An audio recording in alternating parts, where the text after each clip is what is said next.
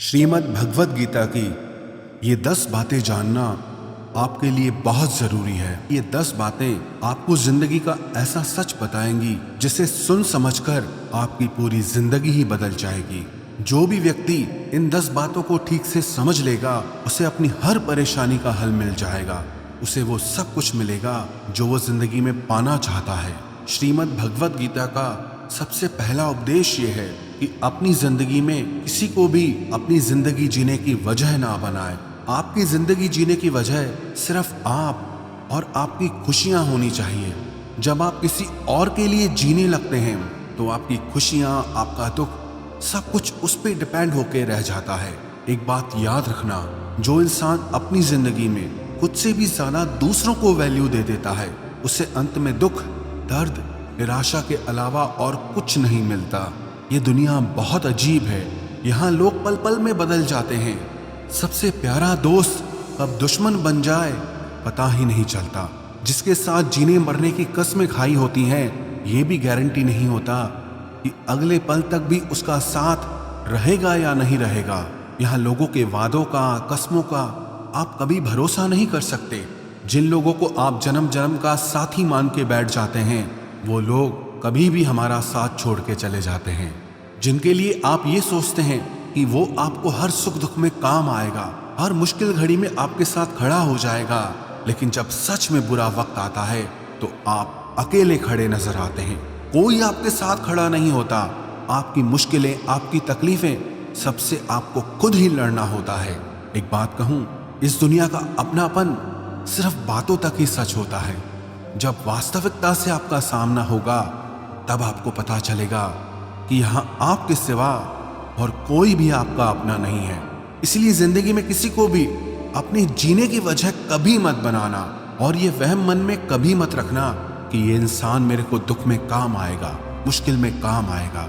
याद रखना, जब भी कठिन समय आएगा तो उससे आपको खुद ही लड़ना होगा।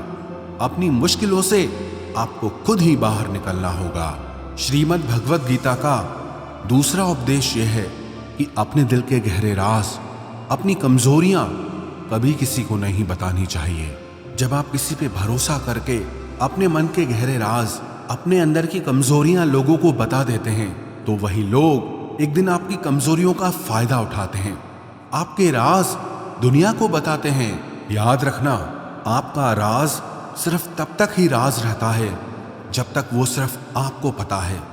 जैसे ही आप किसी और को बता देते हैं फिर वो आपका नहीं रहता। अगर आपने अपना राज किसी को बता दिया है तो ये मान लेना कि आपकी वो बात आपके हर करीबी इंसान को पता चल जाएगी।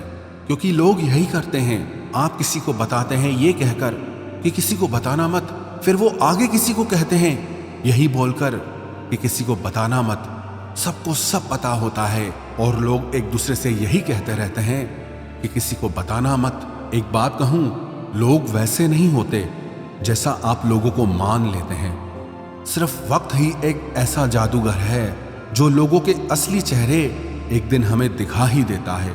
जिन लोगों को आप अपना सच्चा साथी मान के बैठ जाते हो, जिस दिन उनका असली चेहरा आपके सामने आता है ना, तो आप हैरान रह जाते हो कि ये ऐसा निकला।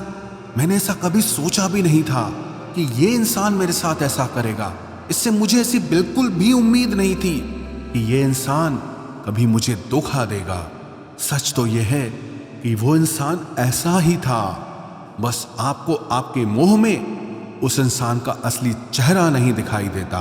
इसीलिए अपने अंदर की कमजोरियां, अपने दुख, अपने राज सिर्फ अपने तक ही रखने चाहिए।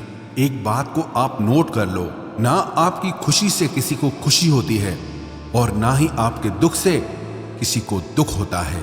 यहाँ लोग सिर्फ दिखावा करते हैं, पता ही नहीं चलता कि इंसान का असली चेहरा आखिर है क्या।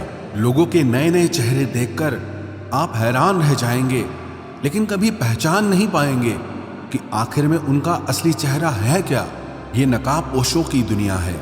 लोग नकाब बदल बदल कर जीते हैं और आप ऐसे लोगों पे भरोसा कर लेते हैं, अपनी कमजोरियां बता देते हैं, अपने राज बता देते हैं, अपना हर दर्द बता देते हैं। तो गीता का दूसरा उपदेश यह है कि अपने मन की कमजोरियां, अपने राज, अपना दर्द कभी किसी को नहीं बताना चाहिए। कई लोग कहते हैं कि दिल का दर्द बताने से कम होता है। अरे चले गए वो जमाने। आज तो अब अपना जरा सा दुख किसी को बताओ तो वो दुख और भी बढ़ जाता है। इसीलिए अगर जिंदगी में खुश रहना चाहते हो तो अपने दिल की बातें अपने दिल में ही रखनी चाहिए। गीता का तीसरा उपदेश यह है कि आपके रिश्तेदार आपके सुख को कभी भी सहन नहीं कर सकते। जब आप जिंदगी में कुछ ऐसा हासिल कर लेते हैं जो आपके रिश्तेदारों के पास नहीं होता, तो वो आपकी उस सफलता से कभी खुश नहीं होते। आप तो उनके साथ अपनी खुशी जाहिर कर देते हैं। बाहर से वो भी आपकी खुशी में आपको खुश दिखेंगे, पर अंदर से उन्हें आपकी खुशी, आपकी सफलता बिल्कुल भी अच्छी नहीं लगती। बस फिर वो इंतजार करते रहते हैं कि कब आपकी जिंदगी में थोड़ा मुश्किल वक्त आए, थोड़ा दुख आए, तो उनके मन को थोड़ा सुकून मिले। आज की दुनिया बदल गई है। लोग बहुत बेदर्द हो गए हैं। लोगों के अंदर भावनाएं ही नहीं रह गई हैं।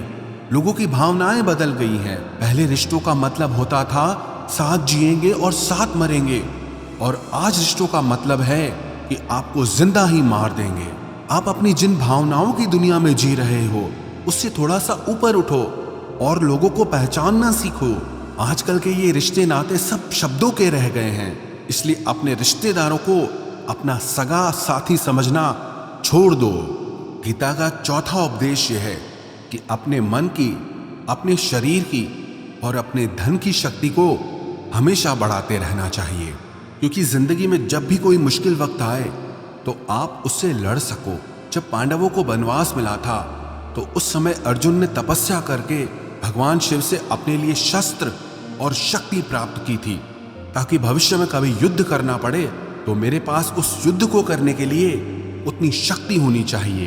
क्योंकि उसे पता था कि युद्ध में उसका सामना भीष्म पितामह, द्रोणाचार्य और कर्ण से होने वाला है, तो उसने अपने लिए अपनी शक्तियों को बढ़ाया। इसीलिए याद रखना, संकट के समय सिर्फ और सिर्फ आपकी हिम्मत, आपके शरीर, आपके धन और आपके मन की ताकत ही काम आएगी। जो लोग दूसरों के भरोसे पड़े रहते हैं वो हमेशा रोते रहते हैं, क्योंकि लोग तो कभी भी बदल जाते हैं। कभी कोई किसी का भरोसा नहीं निभा सकता। ऐसे लोग मुश्किल वक्त में, मुसीबत के समय अकेले रह जाते हैं। इसीलिए दूसरों से उम्मीद लगाना छोड़ दो। आप अपने शरीर की, अपने धन की और अपने मन की शक्ति को हर दिन बढ़ाते रहिए, ताकि जिंदगी में कैसा भी वक्त आए आप उसे आसानी से पार कर जाएं। गीता का पांचवा उपदेश ये है कि दुष्ट इंसान को कभी दूसरा मौका नहीं देना चाहिए, चाहे वो आपका कितना ही सगा क्यों ना हो, कितना ही करीबी क्यों ना हो। युधिष्ठिर ने दुर्योधन की गलतियों के लिए उसे बार बार माफ किया, उसे बार बार मौका दिया कि जैसा भी है तो मेरा भाई। लेकिन दुर्योधन ने उसे बार बार नुकसान पहुंचाया। पांडवों को धोखे से मारने की कोशिश की, धोखे से उसका सारा राज्य हड़प कर लिया, पांडवों को वनवास में भेज दिया। अगर युधिष्ठिर ने उस दुष्ट दुर्योधन पे इतनी दया नहीं दिखाई होती तो उनको इतने बुरे वक्त का सामना नहीं करना पड़ता। इसीलिए अगर किसी दुष्ट इंसान को, जो आपको एक बार चोट पहुंचा चुका है, और अगर आप उसे दूसरा मौका दे रहे हैं तो ये उसकी नहीं, आपकी गलती मानी जाएगी। उसका जो भी परिणाम निकलेगा उसका पूरा दोष सिर्फ आपका है, उसका नहीं। जब कोई एक बार आपको अपनी औकात दिखा दे, अपनी फितरत दिखा दे, अपना असली चेहरा दिखा दे, तो उस पर दोबारा कभी भरोसा नहीं करना चाहिए। वो कहते हैं ना, once is a cheater always a cheater. जो आपको एक बार धोखा दे चुका है तो धोखा देना उसकी गलती नहीं, उसका स्वभाव बन चुका है। इसलिए दुष्ट इंसान को दोबारा मौका कभी नहीं देना चाहिए। गीता का छठा उपदेश यह है कि आज के ज़माने में किसी को भी उसकी भलाई की सलाह मत दो, क्योंकि आज भलाई की सलाह सबको चुभ जाती है। लोग आपको अपना हितैषी नहीं मानेंगे, बल्कि आपको नापसंद करने लगेंगे, क्योंकि कोई भी इंसान अपनी बुराई, अपनी कमी को सुन नहीं पाता है। आप तो लोगों की भलाई के लिए उन्हें सलाह देने लग जाते हैं। एक तो आज के युग में जब तक पूछा ना जाए किसी को भी सलाह नहीं देनी चाहिए। इस कलयुग में सब आधी खोपड़ी के लोग हैं, उन्हें कुछ समझ नहीं आता कि क्या सही है क्या गलत है। बस जो मन को अच्छा लगे वही सही है, बस जो मन को बुरा लगे वही गलत है। इसीलिए लोगों को सुधारने की कोशिश मत करो, करने दो लोगों को गलती। खुद गलती करेंगे, खुद ठोकर खाएंगे और खुद उन्हें अकल आएगी। आपकी भलाई इसी में है। जो जैसा कर रहा है या करना चाहता है उसे रोक टोक मत करो, उसे करने दो। जिंदगी उसे अपने आप सबक सिखाएगी। आप क्यों बुरे बनते हो? आप सिर्फ अपनी भलाई और बुराई के जिम्मेदार हैं, लोगों के नहीं। इसलिए अगर इस दुनिया में खुश रहना है ना, तो लोगों को उनके हाल पे ही छोड़ दो। गीता का 7वां उपदेश ये है कि आलसी स्वभाव का त्याग कर देना चाहिए। जब आप किसी काम को बाद पे टालते हैं तो आप उस काम को कभी नहीं करते। हर इंसान को ये अच्छे से पता होता है कि मेरे लिए क्या अच्छा है और क्या बुरा है, लेकिन सब कुछ जानने समझने के बाद भी लोग उसे करते ही नहीं हैं। अपनी हेल्थ की केयर सबसे ज्यादा जरूरी है, ये सबको पता होता है, लेकिन लोग उसे हमेशा कल पे टालते रहते हैं।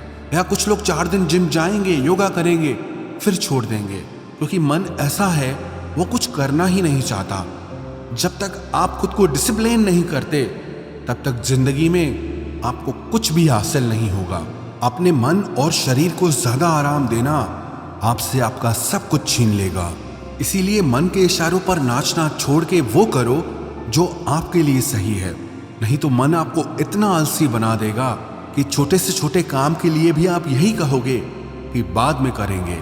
मैंने देखा है कई लोग बहुत टैलेंटेड होते हैं, उनके टैलेंट की वजह से उन्हें काम भी मिलता है, लेकिन इतने मन के आलसी होते हैं कि कभी कोई काम किसी भी क्लाइंट को टाइम पे करके नहीं देंगे, और टैलेंट होते हुए भी अपना सारा काम लटका के रखते हैं।